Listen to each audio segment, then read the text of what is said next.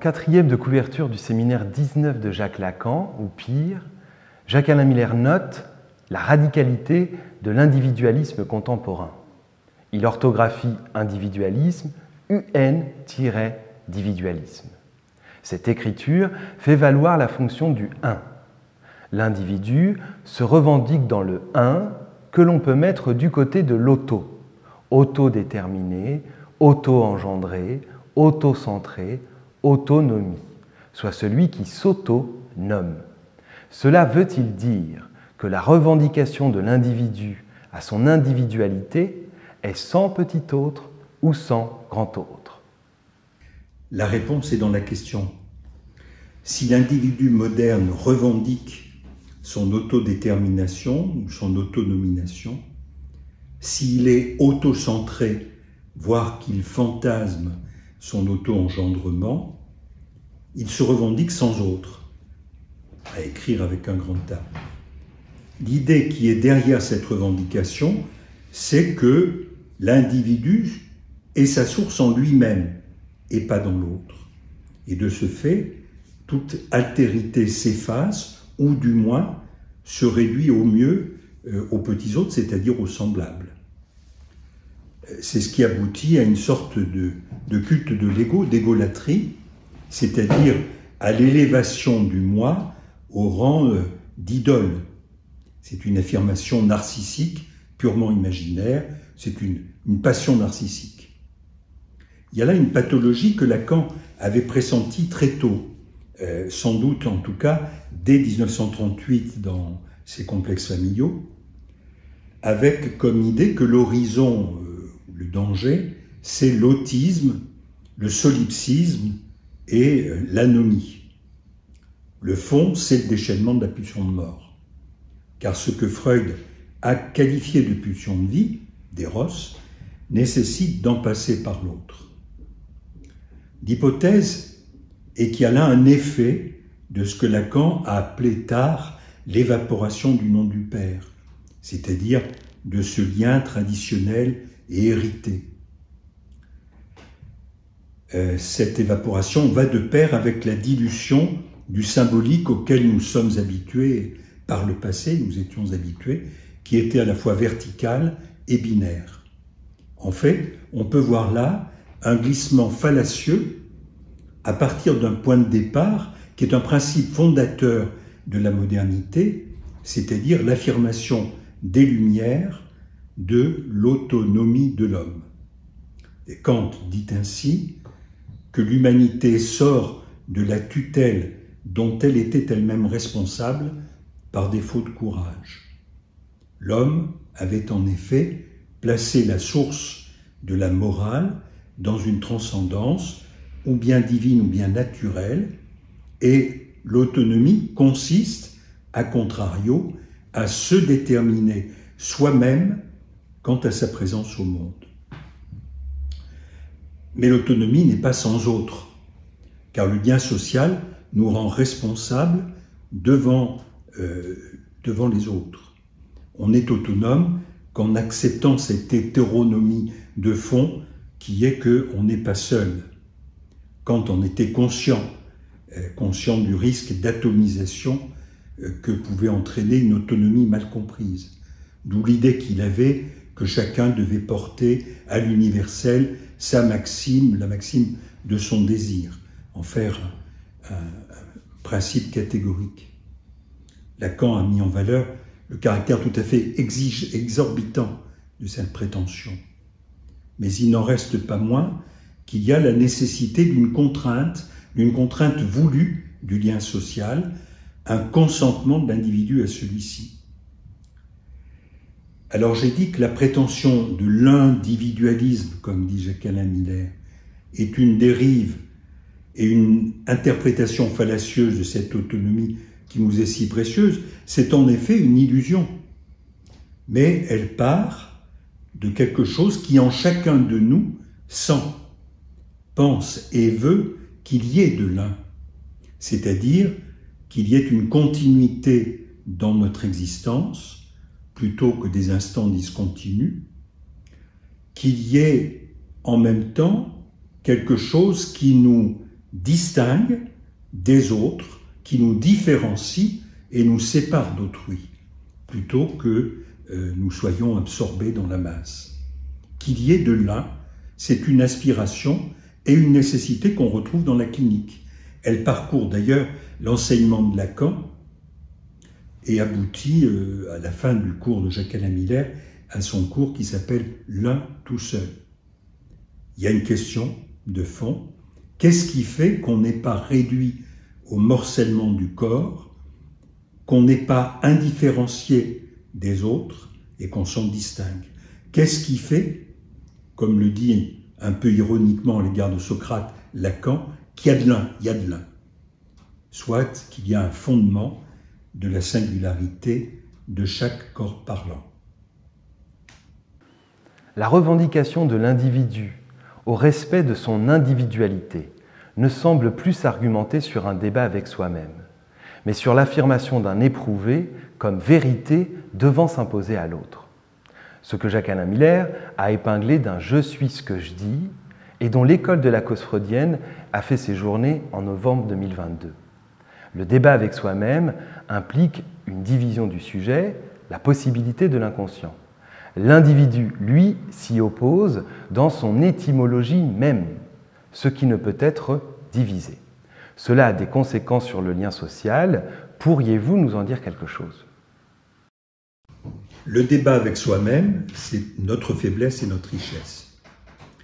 Lorsque Ulysse est bouillant d'exterminer les usurpateurs, il se dit en lui-même « Patience, mon cœur ».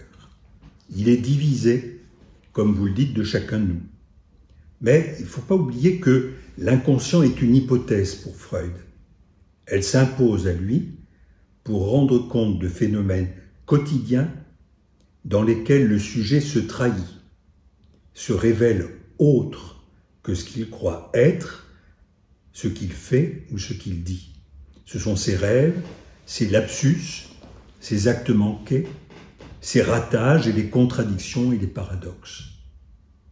Il n'est pas maître en sa demeure, car il est divisé. Il existe en lui un autre que lui, caché et méconnu, refusé mais pressant, qui est comme Jonas dans le ventre de la baleine.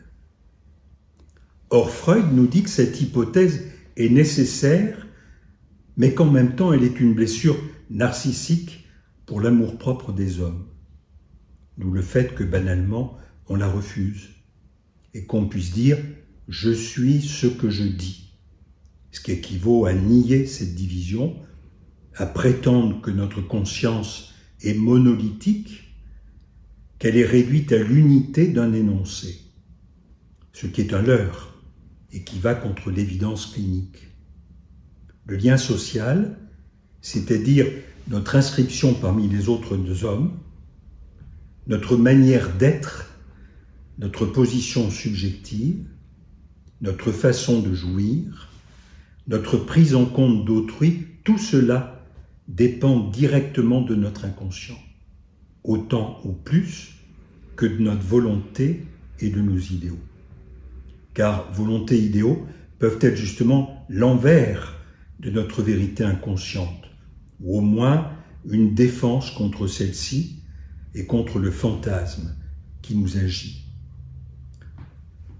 Refuser notre division a pour conséquence le déni de ce que l'autre a déposé en nous et qui constitue notre assise et notre armature. C'est une illusion du moi autonome contre notre aliénation. Car qu'on le veuille ou non, nous rejoignons de toute façon un type de lien social, ce que Lacan appelait un discours. Discours qui structure notre rapport à la langue, à la parole, et qui inclut notre jouissance. Lacan voyait dans la montée du un et la chute du père le surgissement de l'individu, comme non pas du côté du singulier, mais du particulier. Le particulier s'oriente plutôt, selon notre expression, d'un mode de jouir. On se rassemble par mode de jouir commun, on fait communauté. Pouvez-vous éclaircir ce point, surtout pour les auditeurs qui ne sont pas lacaniens, et nous permettre de saisir les conséquences de cela, notamment dans ce que Lacan nommait les procès de ségrégation et la montée du racisme qu'il anticipait dès 1972. Il faut partir d'une remarque préalable. La différence entre le singulier et le particulier se comprend à partir d'une distinction qui nous vient de la philosophie antique entre le singulier, le particulier et l'universel. Il faut inclure ce troisième terme. Le singulier, c'est ce qui m'est propre, c'est le sans pareil de chacun, c'est ce qui rend quelqu'un strictement incomparable. Il ne concerne donc qu'un étant comme le nom propre. Le particulier est une caractéristique ou un trait que l'on partage, qui est partagé par tous les individus ou les éléments d'un groupe ou d'un ensemble, et qui distingue ce groupe ou cet ensemble des autres. Ainsi définit-on des appartenances de sexe ou de genre, de classe sociale, de nation, d'ethnie, de race, etc. Quant à l'universel, c'est ce qui vaut pour chacun de nous, c'est-à-dire pour tous. Cette idée de l'universel ne va pas de soi. Elle est même datée historiquement. Elle apparaît, avec certains philosophes grecs, dans une montée vers la science, et puis elle s'épanouit dans les religions monothéistes. C'est par exemple saint Paul qui dit « Il n'y a plus ni juif ni grec, il n'y a plus ni esclave ni libre, il n'y a plus ni homme ni femme, car tous vous êtes en Jésus-Christ. » La science, à son tour, se construira sur des lois universelles, comme la pesanteur et la gravitation, ou aujourd'hui la génétique. Ce sont des lois qui valent pour tous, sans exception.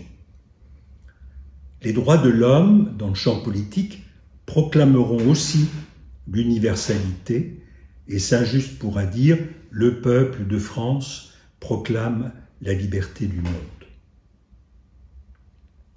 Le constat est que de nos jours, l'universel s'impose, avec ces deux ressorts que sont la science et le capitalisme. C'est-à-dire dans ces deux domaines que le chiffre règle tout, chaque chose est réductible à un chiffrage et à un calcul. Les frontières tombent entre les pays, devant les monopoles financiers, des multinationales et la mondialisation des biens, des échanges et des personnes. Mais le paradoxe est qu'à l'heure où nous pourrions du coup revendiquer et assumer notre singularité, ce qu'il y a d'incomparable et d'unique en chacun de nous, ce qui revient en boomerang est une aspiration obstinée à nommer, classer, marquer et inscrire. Si le grand ordre ancien ne marche plus, on en crée de petits et les ghettos se multiplient, qu'on appelle des communautés ou des identités. Ce sont des petits groupes régis par l'entre-soi qui rassure. On est chez nous, comme dit l'autre.